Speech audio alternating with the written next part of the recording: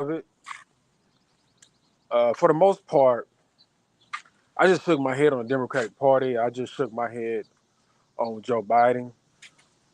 I'm gonna do a stream based upon Joe Biden's age and condition and how I know you got EEOC violations in the job, different types of discrimination, age being one of those things, but there is something called retirement. Um, and it's a necessity at some point that you relinquish power, that you get out the way, that you give up a title or throne because, you know, nobody beats time.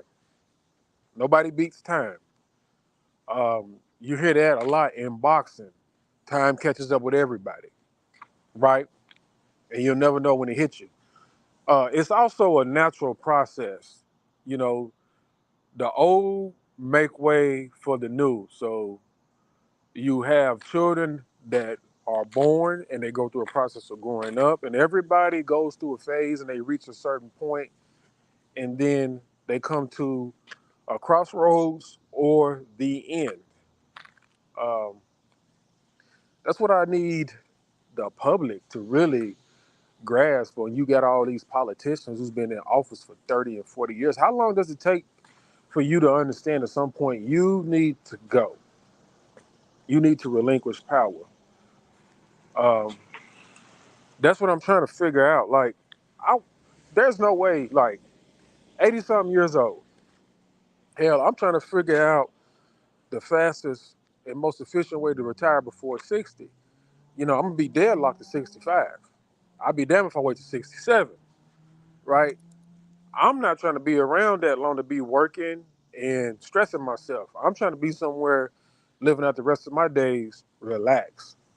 Um, I don't get it that you want to be around 80 something years old and wanting to be in power. What more is there? Especially when you've had a great career and you should have a substantial retirement because they're not broke, they're millionaires. Trump being into politics, I get his point. You know, I get that. What I want to tell y'all though is I'm losing patience with Trump. Biden's been out with me. The Democratic Party's been out with me, but I'm losing patience with Trump because I'm just not hearing the black aspect coming from a place of concern, a place of inclusion, a place of as being a part of America, as giving credit to the black effort in this country. I'm just not really hearing it. That platinum plan, it should have been in his first term. If he really had any intentions for blacks, um, specifically to secure the black vote, to recognize the black demographic, to recognize them as Americans, to recognize their contributions to this country, and to help fix any issues that they had based upon them being included and identified as Americans, that platinum plan would have came the first term. Um, Now, I give him the benefit of the doubt. On the second term, he got blocked. On the first term, he gets somewhat of a benefit of a doubt, but he did prove the numbers to be tremendous. But still, specifically, stuff that's signature to us, it's just not been on the table clear in front by anybody. And slight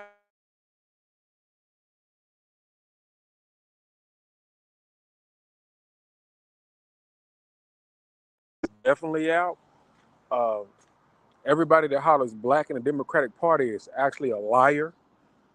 Um, you know, Joe Biden was talking about his Lift Every Voice plan against the Platinum Plan, and he won, and you didn't get it. You never got nothing from the Congressional Black Caucus. You never got anything from the NAACP. You've never got anything from any black activists. You never got anything from the black church. You've never gotten anything from the conscious community. Um, Dr. Umar, all he's doing is lectures and talking, just like the rest of the conscious community. You know, it's getting ridiculous. You know, so I want y'all to understand that at this point, that it's ridiculous. Like you have to put it on the table. You have to state it clearly and be specific. That's the thing I want to tell y'all. When they start talking about black people and black Americans, and they start raising issues or referencing our issues, they need to be more specific. And when they start writing stuff, policies, proposals, and things like that, it needs to be specific to identify us specifically, not include anybody else, not have any language that's broad. Um, so I want y'all to know that. So this is your boy Zulu Gullah. I'm letting y'all know this. I need to start calling these people out and looking at them more closely and dissecting what they say and fact check, you know, and go back and reference promises or words that wasn't kept along with other evidence because it's becoming ridiculous. But I'm gonna get out of here. Uh, I will tap in with y'all maybe later tonight, definitely tomorrow. Like, share, subscribe, comment. It's your boy Zulu Gullah. We'll see y'all later. Thank you.